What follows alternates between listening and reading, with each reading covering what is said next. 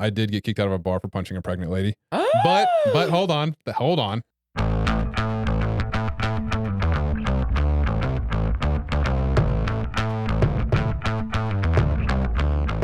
You know who has some of the best stories? Bouncers. And so for today's episode, we've got Jordan Ninde. He's a former bouncer, former Marine, a single father, and soon future gym owner. So stay tuned and listen to his crazy stories because you're just not going to believe it. Enjoy. So what made you want to get a job at Skybar? Because that's how we met ultimately, was we met at Skybar. Like, I didn't know who you were because this is like around, kind of like COVID times. There's like this big ass dude just standing on the box and I'm like, holy fuck, what are you doing here? But okay, cool. And then like we got the opportunity for you to actually come and like join me on stage as one of my bouncers. I don't remember how that started for me to get on stage. I think I am a diva when it comes to like my security. And you have all the Neanderthals up at the front. Oh my gosh. Yeah, I know. They're like the worst. Yeah. But then like, yeah, you ended up on the stage with me. And I think like one of my favorite things that you did was we always had snacks. So that like made the night just so much better because like I always knew like we're just going to have a good time and judge people from the stage. Absolutely. So what brought you to Skybar? I was a personal trainer. Just moved here, but I didn't know like what gym I wanted to work at or what I was going to do with it yet. And then I was going to start a construction company as well. But again, I knew that was going to take time. So it was literally just, I need to cash my pocket now. And I went to Skybar like probably my second night living here. I just went there just to check it out, I guess, on a whim. And then I think what's his name? The dude who's in charge of security, whatever. He's like, hey, do you want to have a job here? I was like, sure, I need cash, whatever, I'll do it. So yeah, that was that for 5-6 months until I got everything else established that I wanted to. What would you say was like the most difficult thing about working in the bar scene? The hours. It was awful. Not getting home till 4 a.m. was terrible. Cleaning up everyone's bullshit that they left. I was a 27-year-old grown ass man. I'm picking up 18-year-old throw up. Like, what the fuck? Like, there were so many nights there I'm like, what am I doing with my life? You were awful. Setting up for the future that you were going to eventually have. And mind you, it's been a while since you've actually worked at Skybar. In the moment, I'm like, what the fuck am I doing? Like, this is awful. Yeah, thank God it wasn't a long chapter in my life. Like, there's people there who've worked there for 10 years. I'm like, how the I've been there for 10 years. But you're a DJ. I'm saying like working security there for 10 years. I'm like, how? Why? What would you say was like the craziest thing that you've ever seen at Skybar? I do remember getting in trouble from whoever was in charge of like the cameras. But I physically picked up a human being and I threw him over the chairs and like all was well. And then it came up to me. It was like, come up to the office now. I'm like, God damn it. So I went up there and literally all they said was, you can't throw humans. Or he said, you can't throw people. He's like, you can't throw people. Like, that's not allowed. Don't throw people again. I'm not going to promise you I won't happen again, but I'll try not to. There is a fight that I do want to bring up though. There was like a fight that was like breaking out and obviously like you're trying to like break it up and you guys are just like swinging arms and you actually hit one of my favorite security guards in the face. No, it was in the back of the head. No, I think it was the back of the head. He was wearing a black jacket, so I didn't know he was a security guard. And I see him brawling on the ground with some other dudes. I'm like, oh, game on, pop. And yeah, happened to be one of our own security guards. Like, that's on him, but whatever. This is one of the like nicest security guards you could ever meet. Like, he is so sweet. He's trying to earn extra money to go to college. And here Jordan is with his big buff self, just like, wham. Yeah, I just see two people wearing black fighting. Sorry, dickhead, you're supposed to be wearing orange. And he wasn't. So it was cold. Be a man. Our other friend, he actually got like, he made a jacket that was like bright orange and like threw at least the security on there because after that he was so worried that he was going to get hit himself. And he was like, I'm not about to get hit by Jordan. I was like, I wouldn't want to get hit by Jordan either. Yeah, it's fine. It all buffed out. Would you say you got into a lot of fights, like breaking up a lot of fights at the bar? I'd say probably 1 or 2 a night. I don't know if that's considered a lot in a bar scene, but very few were like true on fights. It was usually just two dudes thinking they're tough, pussyfooting around, and like just needed separated. What about you? Whenever like you went out like during like your heyday of actually drinking and stuff, did you get into a lot of fights yourself? No, I never really got in fights with my buddies. We got kicked out a lot, but not for fighting. It was like we were just getting too rowdy. Although this is a terrible story. I did get kicked out of a bar for punching a pregnant lady. Oh! But hold on. Let me back this up. Let's tell the whole story here. So I didn't actually punch her. Here's what happened. Okay. So I was at a club and I was dancing with this girl and I bumped into this person behind me. I didn't know if it was a man, a woman, a child, a polar bear. I didn't know anything. Right. And they pushed me off them, which fine. Like I get it. And I bumped into them again. And this time they gave me a full on shove. So now in my head, I'm like, okay, this is a big burly ass man. So I turn around and I see it's a big burly woman. I'm like, what the fuck's your problem? And before I know it, she throws a beer bottle at my head. I lift my hand to like swat the beer bottle away, but all the bouncer saw was me swinging at this woman. A minute goes by, I'm kicked out or whatever. And he's like, why are you swinging on your punch? You're trying to punch a pregnant woman. Like, what the fuck's your problem? I'm like, first off, if she's pregnant, why is she in a club? Secondly, why is she drinking a fucking beer? And no, I don't think she's pregnant. I think she's just built like a grizzly bear. So can we reevaluate the whole thing here? Because she threw a beer bottle at me, right? And he wasn't buying it. So he was like, you can either get the fuck out of here or we're calling the cops and you're getting arrested tonight. They had like a wooden fence right outside of their bar. And I punched a hole through it and then walked away. I was getting if I was gonna get in trouble for hitting something, I was gonna hit something. I want to know if she was actually pregnant and how they knew that. I think one of the other guys went and talked to her, and she told her bullshit side of the story of like, oh, I'm pregnant, I'm a woman, help me. But no, you're built like a fucking middle linebacker and drinking a beer. You're not pregnant, you're just fat. They bought her story though, so whatever. Of course they did. But yeah, so just to reiterate everything, I did not punch a pregnant lady. I've never once punched a pregnant lady. I've never punched a woman in my life. So let's just make that abundantly clear. Okay, question. If there was like some girl that was going to go ham on you like at Skybar, you wouldn't like think twice about maybe like throwing a fist to like shut her down? I know how to fight. Like I've been trained in it, right? Like so I wouldn't throw a fight. I would do something to constrain her. Yeah. I'm not going to throw a punch at her. Like I know the damage I could do. Has that ever happened before where you had to like literally restrain a woman from like going all ham on somebody? On somebody else, yes. Not on me though. And usually it's just kind of grab them from behind because most women are not like particularly stronger than a man who works out. So yeah, I mean I've had to restrain him, like hold him back, but that's about it. I've never had to like truly get physical with a woman trying to fight another girl or another man. Although there was at one time, speaking of crazy fights, there was at one time at Skybar, I think a girlfriend and a boyfriend, and a group of their friends were all out. And she was going ape shit on her boyfriend. Yeah. I remember. And she was like swinging hardcore at her boyfriend. Didn't the guy deck her or something like that? I don't know the story. I just saw her punch him like 3 times square in the jaw. Yeah. It wasn't the boyfriend, but it was like a guy that was like a friend of hers that came up and like decked her and then just like walked out. The part I had seen was that she had punched this dude in the face like 3 square times. But you're saying it wasn't even, she was punching someone else, not the person who hit her? Not the person who hit her. Nice. Because that dude just like walked out like. Liquid courage. They think they're tougher than they are. Yeah. Yeah, they're a bunch of idiots when they get drunk. Yeah. It's like, I remember my first beer. Let's talk about my favorite story that you've ever told me. And that was like the first time you ever had sex. Let me start this off by saying any guy who says their first time they didn't come or they went an hour or 30 minutes, you're fucking lying. Okay. There's no way that's fucking possible. Okay. All right, now to my story. So first time, I am 16. My girlfriend at the time was also a virgin. We go to her bedroom. We get to having sex, kind of. And I'm not kidding. 2 seconds. 2 seconds. And I'm like, well, I'm about to finish. So I pull out, do my thing. And this girl has the audacity to look at me dead in the eyes and go, that was embarrassing. Yo, I was absolutely mortified. Like, that's my first time ever having sex, and you're gonna tell me that's embarrassing? It was your first time too, so I don't know what you expected. That is embarrassing. 2 seconds? It was my first time. Like, what do you expect from me? Like Johnny Sins type shit? Like, not gonna happen. Who's Johnny Sins? Don't worry about it. He's a doctor. He's an astronaut. He's a connoisseur. He does a lot of things. He's a vet. And I'll just go ahead and ask everybody this weekend, hey, your first time, how long did you last? Oh, an hour? Bitch, Lies. You're lying. It's equivalent to like when you ask a guy, like, how much money did you suck dick for, right? And they're like, oh, I wouldn't suck dick for $1 million. Like, yeah, you fucking would. Stop lying. Like, everyone has a price. Like, if you're looking at $1 million hard cash, you're sucking that dick. To me, I'll be honest. Like, I'm honest with it. My price is fucking low. If I'm seeing wait, how much? Dude, if it's $10,000, yeah, I'm sucking the dick. I don't care. If I'm seeing $10,000 hardcore cash, it's like 5-10 minutes of work. Like, whatever. Could be 2 seconds, you never know. If it was me, yeah, it probably would have been. I'm perfectly content with my sexuality. I'm not turning down 10K. And anybody out there, 10K. If you want me to swallow, it's going to go a little lower, or a little higher. Sorry.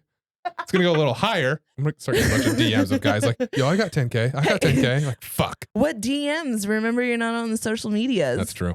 Jordan, what was your price for me to like get you to go to that one massage? I'm not going to name what massage parlor it is, but there is a sketchy massage parlor here in this area. Oh, yeah. Right, Yeah, right. yeah. We talked about there was a lot of happy fellas that came out of that massage Yeah, I parlor did. during the day. I was curious. I went in there and I mean, nothing happened. Did you ask? No, I didn't ask. Are What? you supposed to ask? I don't know. I thought How it was does it work?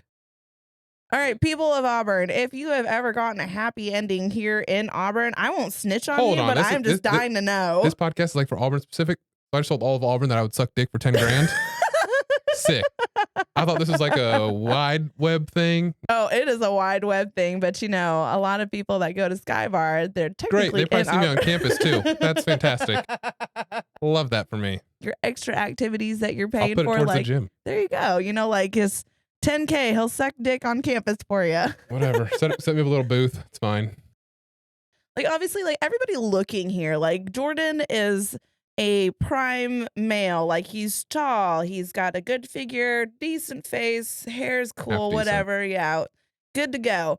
But I used to love watching all of these girls trying to come up to the stage and like spit some game at him. So like, Jordan, I need to know, what were some of like the best approaches and some of the worst ones you've ever seen? Honestly, none of them were creative at all. Like there wasn't one that was like, oh, that was really good. It was always like the most basic, like, oh, I'm a girl, I don't need to put much effort into this. He'll just say yes. And it was like, no.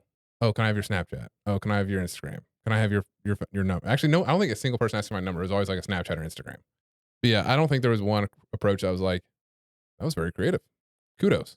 There was one night where me and security guard, who shall not be named, sat there and counted how many girls would come up to Jordan. We're talking the span of 3 hours. You guys want to know how many girls approached Jordan? It was like close to 30, like 30 separate girls. But my favorite thing that they would come and do, and this is like how I knew that they were trying to make an effort. It was, oh my God, I love your tattoos. Yeah, that was the biggest catch line that they would try to go for is calling out my tattoos. So if a girl wanted to get your attention, what would be the best way to do it? Oh, I was in Orlando a few weeks ago. We went out to a restaurant. Some random waitress, wasn't our waitress by any means, came up to our table and was just like, really attractive. I'm at work, can't really hang out long, but like, here's my number. Text me later if you want. And I think that was, to me, that was like, all right. Did you? I didn't, but like, but I respected it. Like I really did. It was like, Yeah. all right, that was pretty bold to do that while at what's work. the difference between that and then like, you know, just girls at a bar, like getting brave enough to come up to you? If I'm going to meet someone, I don't want to meet them at a bar. Why? Why not a girl at a bar? Obviously, she's there to have a Not good time. You don't really know why she's there, It's not that they're at actually. a bar. It's if they're at a bar like sloppy drunk and they're coming up. That's where I'm like, no, Yeah, okay. I'm not. I get that. I'm not entertaining that. Yeah, it was different when a waitress who was completely sober, had no like liquid courage or whatever you want to call it, just built up the courage to come up and do what she did. So what would you say would be like your green flags and red flags for a girl to come and approach you and like try to date you? Red flag 1 is if they use a friend to do it and they can't do it, because that happened a lot at Sky Bar. That's like red flag 1. Like have the courage to do it yourself. Another red flag is if they're like coming up like double fisting drinks. Yeah, you're not in the right place of mind. Hard pass. How you present yourself is a big thing for me. Not it's like if you're pretty or ugly, whatever. Like I don't care about that. But like how you look and carry yourself with your attire, like that to me speaks like if you're a red flag, green flag, and how much respect you have for yourself. So I guess a green flag would be if they're dressed somewhat respectably. They come up to them by themselves. Bonus is like they have a sense of humor when they do it, like make some joke, like not the generic, oh my God, your tattoos. Like, and the worst is like when, oh my God, the worst thing when people compliment tattoos is if they have tattoos themselves and they're shitty tattoos. And that's happening. You like my tattoo, right? I mean, yeah. If you're going to go cheap on things in life, tattoos, not one of them. No. We'll talk about your tattoos. What you got? Yeah, it's funny because like the whole thing about going around like how often men think about Rome. Well, my entire left arm, it literally is ancient Roman themed. So like I have Julius Caesar down here. Inside my arms, Mars, the Roman god of war. And then Minerva, who's the Roman goddess of war strategy. Just some architecture. And then up here is a gladiator fighting the jaguar. So that's all Roman theory themed. My whole chest is done as well. I have a rose from my grandfather. So when he passed away, everyone was around the hole like where they buried him, right? But everyone else had walked away, and I had a rose in my hand, and I dropped the rose. But someone had captured a picture, and I wish I had the picture. I lost it years ago. But the rose was like halfway between my hand and the hole in the ground. So the rose kind of symbolized like me for him. And then my chest is an angel fighting a reaper, which goes into my right arm. And then my ribs is just a standard Marine Corps moto tattoo, whatever, Marine Corps tramp stamp. My left calf or right calf is my artist got bored one day and one of his clients canceled. And he was like, hey man, can I give you a tattoo on board? I had a cancellation. I was like, sure. So I walked in. I didn't know what he was going to do. He just did it. What if it So was a dick? whatever. Pay me 10 grand. There's the limit. My left leg has a lot of meaning to my professional life and what I used to do. So all of these are like unit logos of units I deployed with. Um, and then like I have my combat memorial cross for my 3 friends who were killed on my last deployment, and then the 3 cross in the back of my calf, one for each of my friends who was killed. But yeah, this is all just dedicated to the service I did or whatever, and then with some random like symbols from the Marine Corps within. Do you get your tattoos here locally? Yeah, so I get my tattoos in Phoenix City. The artist is named Gage. He owns his own shop. It's called Solemn Inc. Okay. Without a doubt, the best artist in this area, like hands down, the best artist in the area. I'm very particular about my tattoos. So, like I got my arm done in California, and there's a ton of good artists out there. Like you can throw a rock and you're gonna find a good tattoo artist. Out here, first thing I realized is there's very few and far in between. But as far as like Auburn proper, you're not gonna find one that meets Gage's ability. Gage is by far the best. Would you say you're more picky about your tattoo artist than the women you would try to meet? Yeah, my tattoos are forever. And the girls you're trying to meet aren't forever? Shit happens. So if you were to go on a date in Auburn, what would be your definition of a great date? I guess Chihuahua's in Auburn. So you'd want to do like a hiking date or something like outdoor activity type. Outdoor activity, yeah. But like obviously if it's a first date, I don't know her, she doesn't know me. Obviously in a public setting. Not in the woods. Yeah, no, not like, oh, I know the secret trail. Like, let's go here. Like, no, that's creepy. So obviously somewhere in public for sure, but like outdoors, I think it's more relaxed, more casual. There's less pressure. Is it super brutal, like being in the military? I mean, obviously you come from like a military background. So is the balance between like how crazy they get and like all the jokes and stuff you make, is there like a good balance between like friendship and like absolutely just being fucking harsh? All my best friendships come from the military, obviously. And it's from absolutely being trauma bonded. And that's how you get through it. Like you just get through by dark humor, making these, sick jokes that normal people would be like, what the fuck is wrong with you? You need help, sir. Oh, absolutely. But like to us, it's just like normal everyday humor. But again, you have your friends that you're getting through with the darkest of times with the darkest of humor. And it's like every other day, you get used to it. What brought you out of the military and into civilian life? Having a child, my last deployment, I left and they were 1 month old and I got back. They were 9 months old. Oh, bless it. And that first morning back, I woke up and they were sleeping next to me. And I just had this realization, like, I can't keep doing this. The Marine Corps, they could replace me like that, right? Like snap of a finger, I'm just a number to them. But your child to my kid, I'm not a number. So it was time. That first morning back, I was like, yeah, I'm done. Do people ask a lot about your military experience? Is that stuff that you typically talk about with, other people? Yeah, I'm pretty open to it. I mean, it's part of who I am. Like, I'm not going to hide from it. Generally, I'm pretty open. Like, I'll tell like the stories that I'm comfortable sharing with, if people ask. And I mean, it's my experience, right? It's like part of my life. Like, I'm not going to hide from it. It is what it is. So it's shaped who you are and shaped who you're going to be. So I graduated high school with a 1.7. Like, was not a good kid. I was constantly in and out of trouble. Like, I was a hooligan. So for me, it was like join the military or be a bum the rest of my life. And that just wasn't going to be an option. So I decided to join the Marine Corps to get my head on straight.